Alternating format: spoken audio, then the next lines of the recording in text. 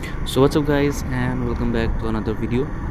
So আজি আমি গৈ আছোঁ টেষ্ট ৰাইড ল'বলৈ. চ' কিহৰ টেষ্ট ৰাইড আপোনালোকে আগত গৈ দেখি পাব. বাকী আজি বহুত গৰম, লিটাৰেলি মানে পুৰি গৈছে হাত, তেনেকুৱা অৱস্থা. চ' লাহে লাহে টেম্পাৰেচাৰ বাঢ়ি আহি আছে আৰু মানুহবোৰ ঘৰত সোমাই থাকিবলগীয়া হৈছে. চ' ব'লক আৰু আমি টেষ্ট ৰাইড ল'ব গৈ আছোঁ এই গৰমত. চ' পাই গ'লোহি আমি. অৰেঞ্জ কালাৰ দেখি পিনে আপোনালোকে ভাবিছে চাগে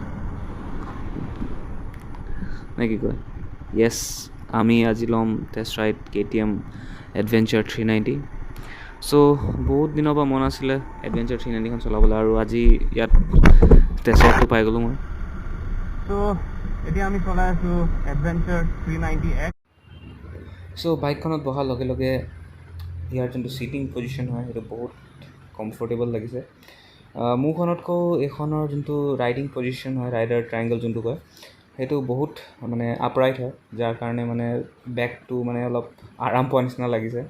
আৰু লগতে যোনটো হেণ্ডেল বাৰ হয়, হেণ্ডেল বাৰকেইটাও বহুত ৱাইড লাগিছে এইখনত. তাৰ বাহিৰে যদি এইখনৰ যোনটো ইঞ্জিন পাৰফৰ্মেঞ্চৰ কথা পাতোঁ, এখন টেষ্ট ৰাইড বাইক নহয়, এখন লিটাৰেলি নতুন বাইক হয়. সেইটো কাৰণে মোৰ ডাউট এতিয়ালৈকে যোনখিনি ফাংচনছ হয় সেইখিনি ফুল্লি এক্টিভেট হোৱা নাই আৰু পাৰফৰ্মেঞ্চটো পোৱা নাই মই এতিয়ালৈকে. বাকী বেয়া ৰাস্তা এটা চাওঁ, তাতে লৈ গৈ অলপ অফ ৰোড টেষ্টিং কৰিম. তাৰ বাহিৰে যোনটো ছাছপেনশ্যন হয়, ছাছপেনশ্যনটো অলপ ষ্টিফ ছাইড বুলি নকওঁ, হাৰ্ড ছাইড বুলিও নকওঁ, বিকজ বহুত ধুনীয়াকৈ মানে ছাছপেনশ্যনটো কেলিব্ৰেট কৰা হৈছে বাইকখনত. আৰু যিহেতু এইখন এক্স মডেল হয়, ইয়াত এলয় হুইল আৰু এডজাষ্টেবল ছাছপেনশ্যন নাহে. বাকী তাত আপুনি নিজে মন মৰ্জি মানে যোনটো ছাছপেনশ্যন হয় সেইটো এডজাষ্ট কৰিব পাৰিব.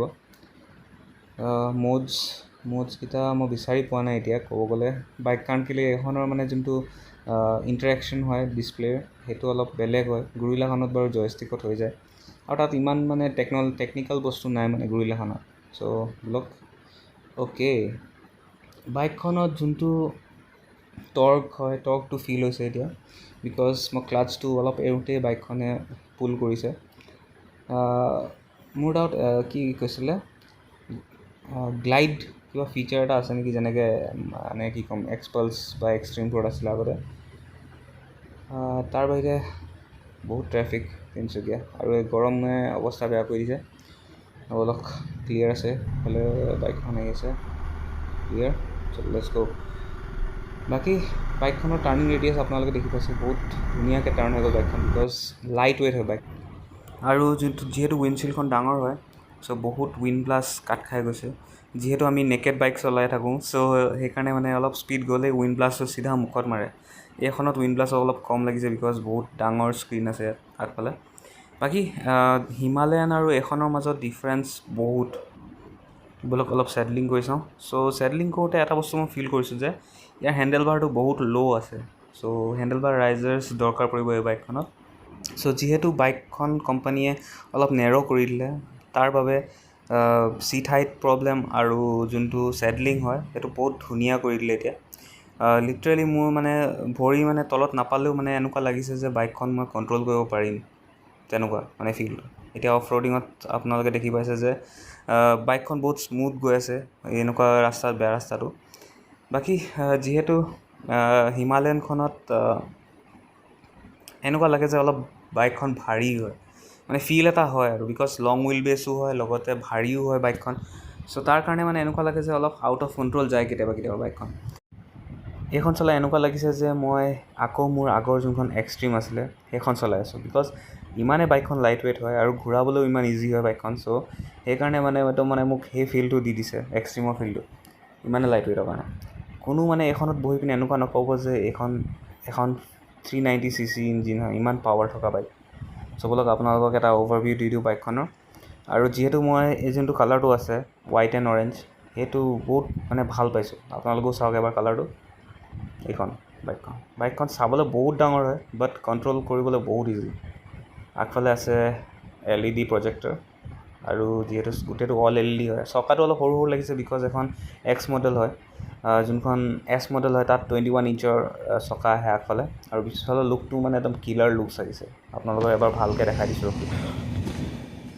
অলপ লেগ ধৰিছে মোৰ কেমেৰাত, বাকী এইটো কেমেৰাত উঠিছে চাগে ভালকৈ। এক্সজষ্ট নোটটো শুনাই দিওঁ আপোনালোকক এবাৰ। বহুত স্মুথ এক্সজষ্ট নোট, বহুত smooth exhaust note.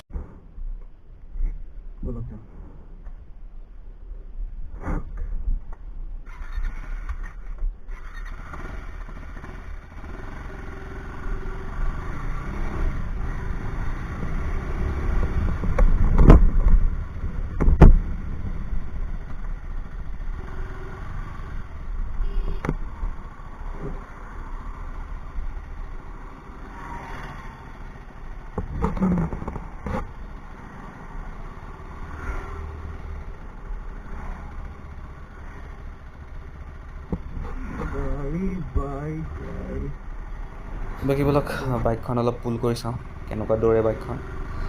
Okay, traffic বহুত আছে আজি।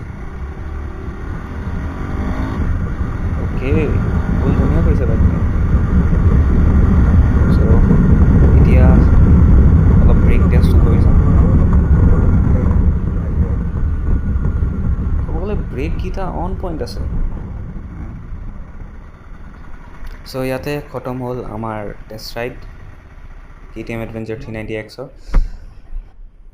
চ' গাইজ, এইখন হৈছে 220। লিটাৰেলি মোৰ বাইকখন এইখনৰ আগত পোৱালি লাগে।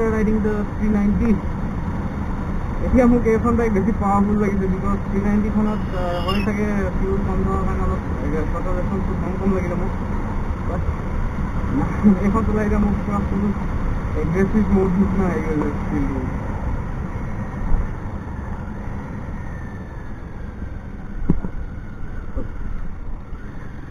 এইখনত অলপ ছাছপেনশ্যনটো ভাল আছিলে বিকজ ইমানো ফিল হোৱা নাছিলে মোৰ বাম্পটো, বাট এতিয়া এইখনত অলপ ফিল হৈছে বাম্পটো।